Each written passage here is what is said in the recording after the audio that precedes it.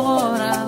Deme babaninga falenebe iragile ngirame forora. Imuti mirio wimede irame kafera.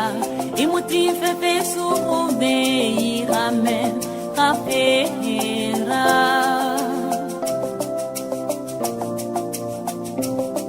Bienvenue, mesdames, messieurs, sur les rives de la Sanaga, où Manège du Savoir est accueilli avec pompe par l'administrateur civil principal au Rochelle, Fris Diko Soseme, préfet du département la Sanaga maritime.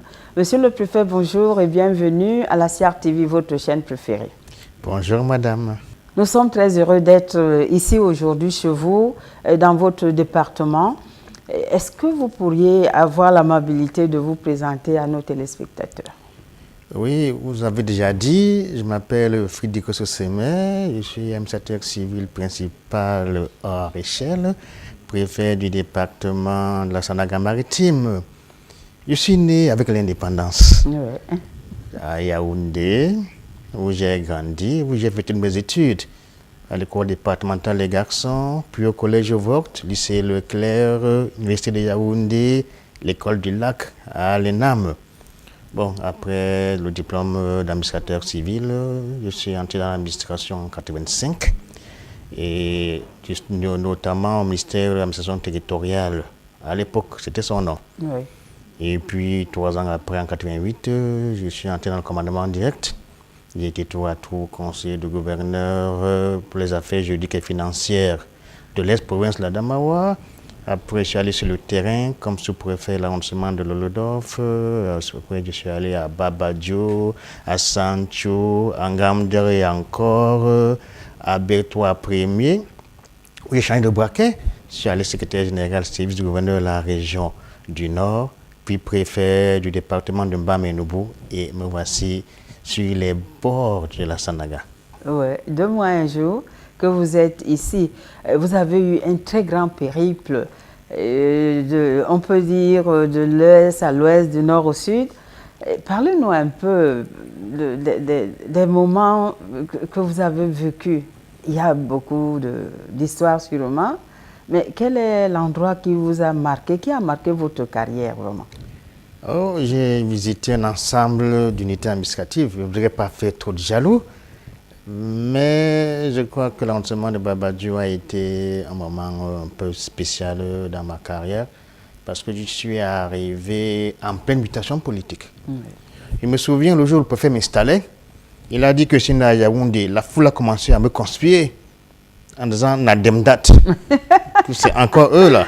Le préfet a dit que non, il est peut-être né à Yaoundé, mais il est originaire du département. On a dit, Et après, dans la suite de ma présentation, il dit que je suis marié, père d'un enfant. La foule me conspire encore en disant irresponsable. Comment ce préfet ne peut avoir qu'un enfant?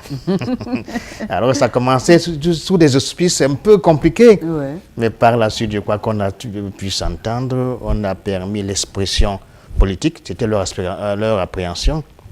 Et ça s'est vraiment bien passé. J'ai passé 4 années, un peu mouvementé, mais je crois que ça s'est bien passé. Mais sinon, je garde des bons souvenirs de tous mes postes. Je me souviens d'une petite histoire. Mon premier poste de sous-préfet, c'était à Lolodorf. Oui. Alors j'arrive dans la maison, je vois derrière les portes, on voit des cailloux, des bâtons.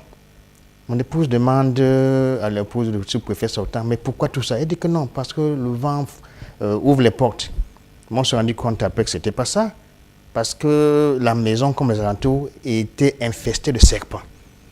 Donc, il fallait avoir un bâton et un caillou à côté pour pouvoir réagir.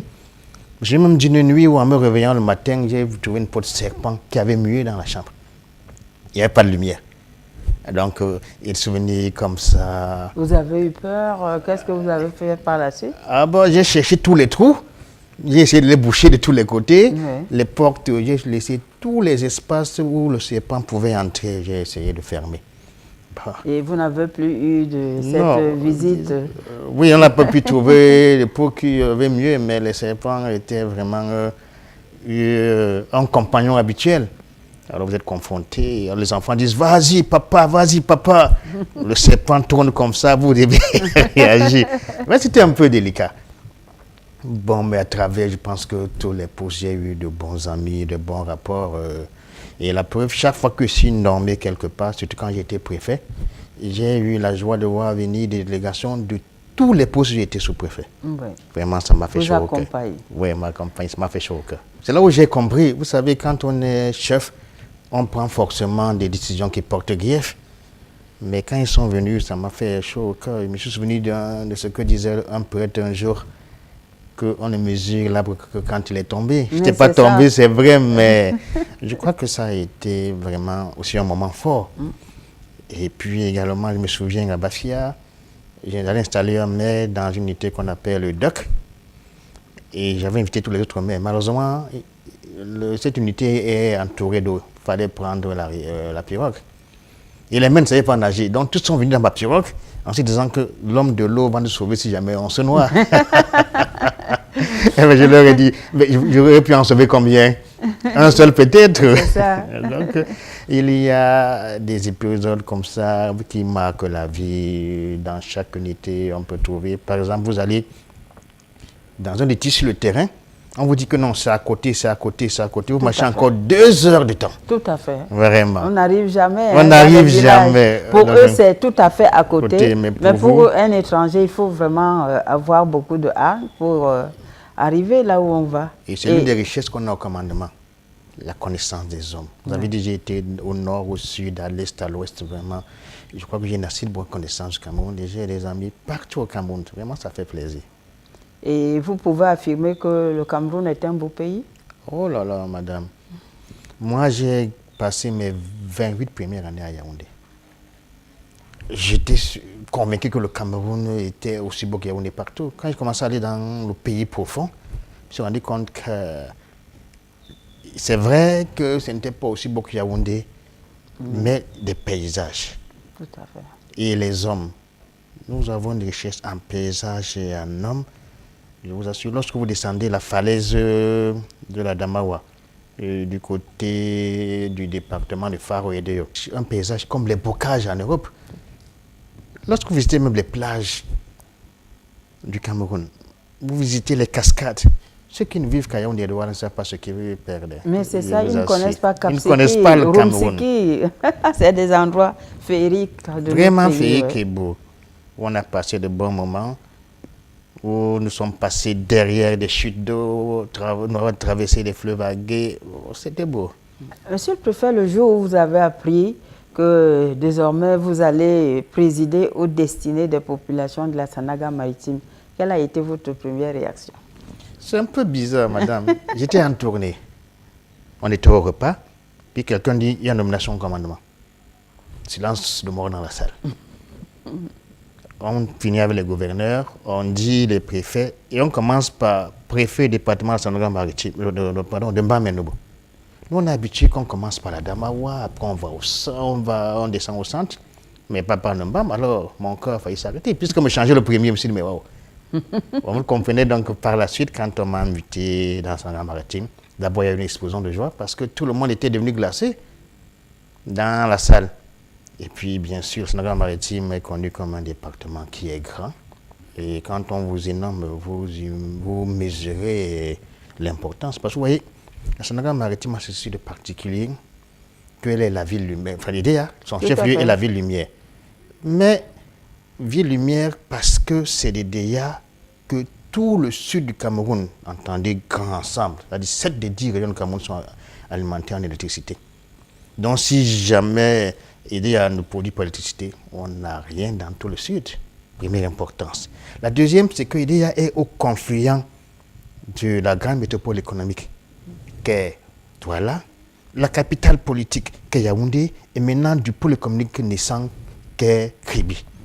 Donc nous jouons un peu un rôle de sentinelle, comme à l'époque du Far West où on mettait des forts le long des routes pour contrôler le pays. Donc nous avons ce rôle de sentinelle que nous jouons.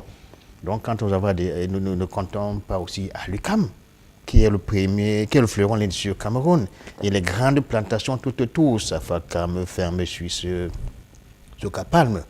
Donc, l'IDEA est une ville très importante dans le dispositif du Cameroun. Et quand vous confiez une ville de cette nature, vous mesurez la grandeur de la tâche qui vous attend et vous vous mettez à la hauteur de cette tâche pour essayer de la remplir au mieux. Et c'est 2 mois, 1 jour. Déjà, le tour du propriétaire, ça se passe comment? Malheureusement, un demi-tour.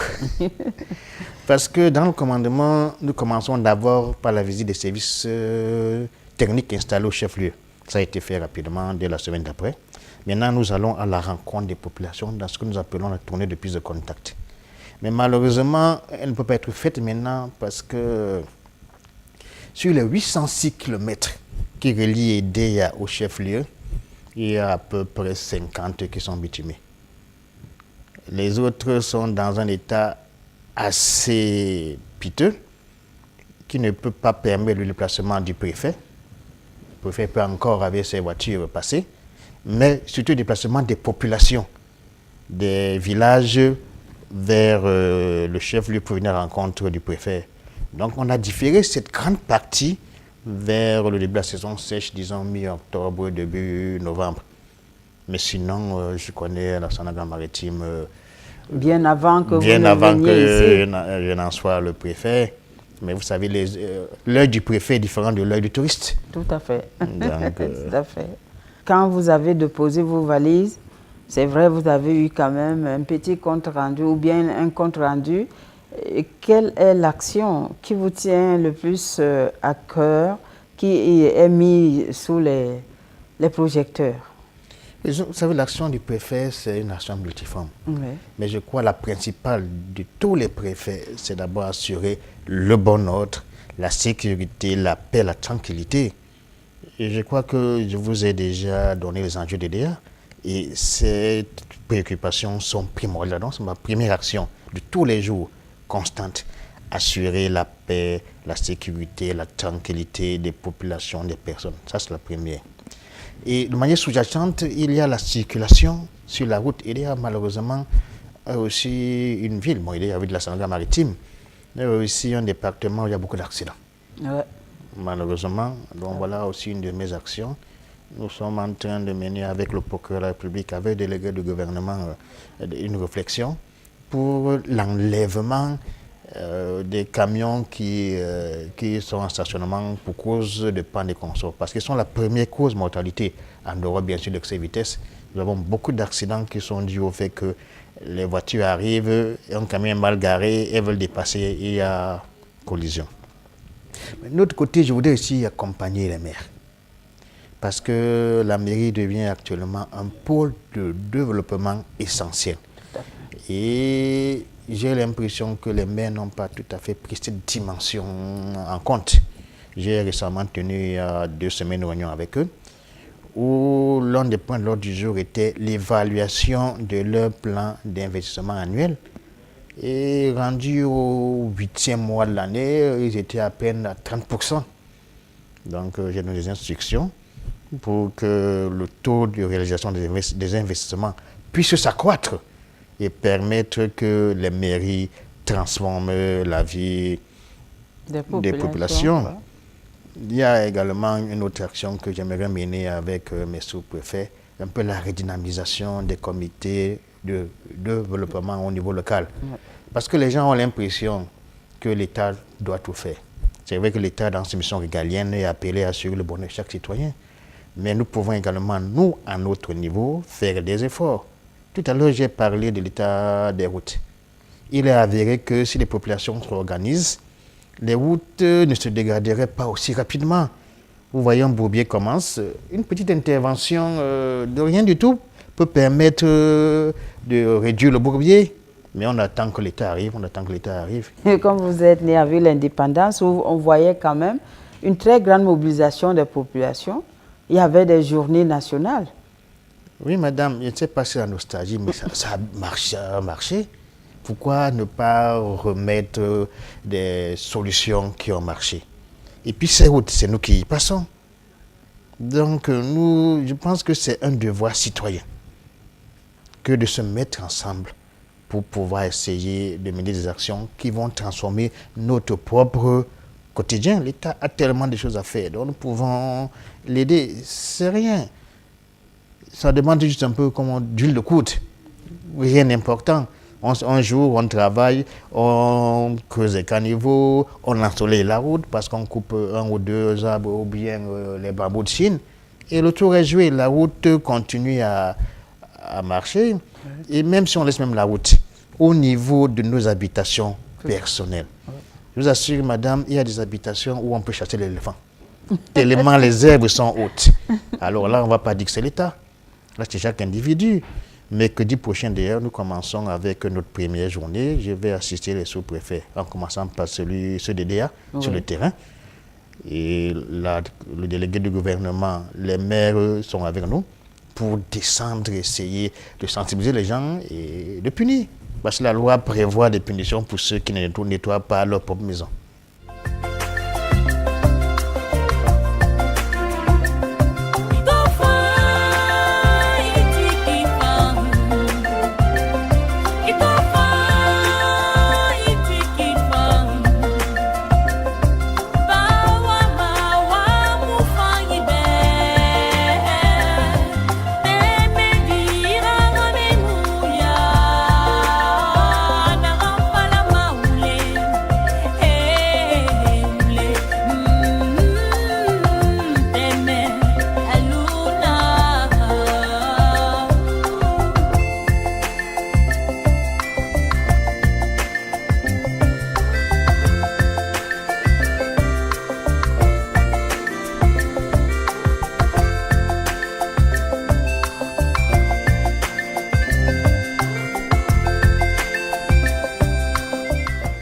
Et voilà, mesdames, messieurs, vous êtes à bord du manège du savoir qui accueille ce jour le préfet de la Sanaga maritime. Monsieur le préfet, aider à Ville-Lumière, aider à Ville ou département plein de projets. Qu'est-ce qu'il en est? Oui, les projets dans le département sont nombreux. Ça, il faut le dire. L'un des plus gros, c'est la révalorisation de l'ex-Sélucam. Parce que le Sélucam a déjà un fonds forestier de près de 1000 hectares qui attend. Il y a des infrastructures qui sont sur place. Et depuis un certain temps, l'État a mis un point d'honneur à en faire un technopole. Pas plus tard que hier, j'ai reçu une mission d'études qui venait du Premier ministère pour voir exactement ce qu'il faut faire. Mais le problème, c'est que on a l'impression que l'ex-Sélucam comme une sorte de signe indien qu'il faut briser. Parce que plusieurs fois, on a essayé de revaloriser cette industrie, ce site-là. La dernière tentative en date, c'était Ediatech, qui vient d'être dissous il y a une dizaine de jours. Ça, c'est le premier grand projet qui s'estime en milliards. Il y a un autre au niveau de l'avancement de Banco. Il sera construit ce qu'ils appellent un méga complexe touristique. Ça, à Yoyo. Les évaluations parlent d'1 milliard de dollars. Alors, vous imaginez, les coûts sont énormes. Parce qu'il faudra faire un chemin de fer, il faudra la route et tout le reste. C'est énorme comme investissement. Donc ça, c'est l'autre projet qui est en cours. Il y a bien sûr le chemin de fer qui doit relier Kibi et Deya pour le grand réseau, qui est un autre projet. Et au niveau des divers ministères, il y a des projets de centre, par exemple, avec le ministère en charge des petites et moyennes entreprises. Il y a actuellement en cours la construction d'un incubateur et d'une pépinière d'entreprise, dont le but est d'accompagner les jeunes entreprises camerounaises, de leur donner les moyens au niveau managérial, au niveau économique, et même au niveau de culture entrepreneuriale, pour leur permettre de jouer le rôle qui est attendu des PME. À côté, il y a une école d'infirmiers urgentistes qui est en train de voir le jour. À côté, il y a également un grand centre de formation du ministère en charge de l'emploi. Donc, il y a pour le moment au centre d'un tumulte heureux. Et nous espérons que tous ces projets seront menés à bon terme et donner à l'aura Parce que vous savez, EDEA et le Sénégal maritime derrière, EDEA est, comment je dis, trop lié à l'UQAM. On dit d'ailleurs ici que quand l'UQAM éternue, EDEA s'enrhume. Parce que la plupart des hommes d'affaires sont des prestataires au niveau de l'UQAM. Donc il faut peut-être trouver autre chose. Nous avons d'énormes terres, un grand potentiel. Nous avons une population qui est travailleuse. Tout à fait. Et on espère que si les routes sont refaites, parce que dans l'arrière-pays, surtout dans le côté nord du département, dans le pays bassin en général, il y a des produits alimentaires qui ne peuvent pas sortir parce que les routes sont mauvaises pendant une bonne partie de l'année. Donc il y a beaucoup de projets et nous les suivons tous un peu près, de plus près, un peu plus loin, mais nous les suivons de manière à faciliter leur développement. Nous serons très heureux de voir surtout ce projet de route se réaliser dans de brefs délais parce que, comme vous avez dit, Monsieur le Préfet, c'est le talon d'Achille des populations et de l'arrière-pays, comme on dit. Mais qui est vraiment intéressé par ces projets? Est-ce que ça concerne la population? Les gens viendront, vont laisser les choses, vont partir, ces choses qui vont encore retomber dans les oubliettes. Vous parliez de Cellucam, les sociétés se suivent et on dirait que vous parlez de briser le signe indien. Peut-être que les voisins ne sont pas contents, il faut aussi chercher de ce côté. Oui, la mission que j'ai reçue hier m'a dit qu'elle pense que les projets ne sont pas ancrés dans la région. Donc, l'un de ces axes, c'était d'amener les populations locales, les forces locales, à s'approprier le projet. Tout à fait. Bon, peut-être que ce que vous avez tout à l'heure indiqué est là-dedans, je ne sais pas, mais c'était le but de la mission, que l'un des constats, c'est que les populations croient que c'est une affaire extérieure à elles. Donc, elles voudraient mettre en place un mécanisme pour que nous, dans le Sénégal maritime, nous soyons partie prenante du projet qui est en cours. Et ce projet, c'est grosso modo un projet à caractère forestier, tourné autour du bois, de tous les métiers du bois. Et les experts qui sont venus pensent qu'il y a là un moyen vraiment d'intéresser les populations. Et quand les populations seront intéressées, peut-être que ce projet ne va pas mourir comme les autres. On croise les doigts. Bien sûr, madame. Oui. Et avec les élites, c'est vrai, c'est tôt de poser la question, mais comment ça se passe? C'est quand même 2 mois. Oui, EDEA est connu comme EDEA. Bon, quand je dis EDEA, je veux dire le département. Le département est connu comme étant un département avec une élite très forte. Et c'est vrai, je ne vais pas la nommer, c'est une élite très forte. Je viens d'arriver, je suis en train de m'installer, de prendre la connaissance des dossiers. J'ai rencontré l'une ou l'autre des élites et pour le moment, je pense que le courant passe bien. Mon message qui est un message de développement, ça va me passer. Parce que j'ai dit aux élites, le plus important pour moi en tant que préfet, ce n'est pas leur portefeuille, mais c'est leur contact. C'est-à-dire que les portes que les élites peuvent ouvrir, elles sont nombreuses. Et le département a besoin de beaucoup de ressources. Donc j'ai eu des bons contacts. Maintenant, il suffit de pouvoir les transformer en actes. Je disais à l'une qu'il faut qu'elle écrive déjà peut-être le discours qu'on lira le jour de son enterrement. Voilà qu'on puisse dire que quand il était là, voilà ce qu'il a permis d'avoir. Et que, en fait, qu'on réalise à EDEA ou dans notre ville du Cameroun, c'est tout le Cameroun. Donc, il faudrait qu'elles se mettent ensemble, les élites. Tout à fait. C'est pas vraiment gagné, mais c'est comme ça dans tout le pays, hein, qu'elles se mettent ensemble et que nous mettions en place une dynamique qui peut permettre que des réalisations au profit des populations soient faites. Bon, j'ai reçu un écho favorable. Bon, maintenant, j'entends concrètement que nous allions à l'action. Et que dites-vous aux jeunes et aux femmes?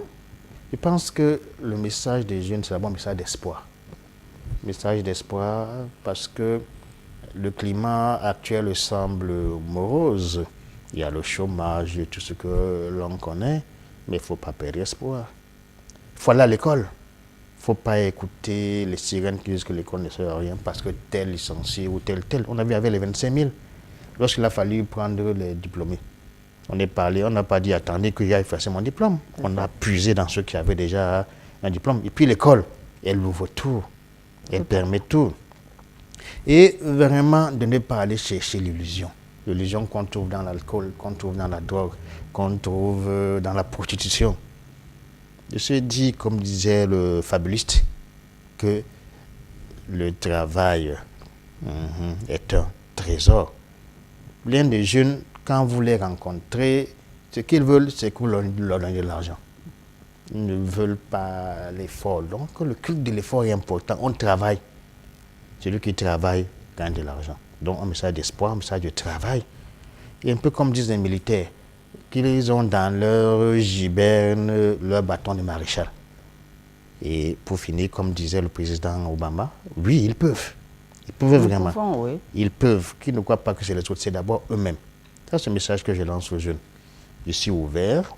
Il les a déjà d'ailleurs rencontrés à plusieurs reprises dans plusieurs circonstances. Et nous allons continuer. Parce que j'ai peut-être la chance de paraître jeune, donc ça permet un contact avec les jeunes qui est assez facile. Et j'ai longtemps travaillé dans les jeunesses. J'ai travaillé dans les jeunesses catholiques, dans les jeunesses laïques, j'ai travaillé beaucoup avec les jeunes. Donc je comprends leur mode de fonctionnement.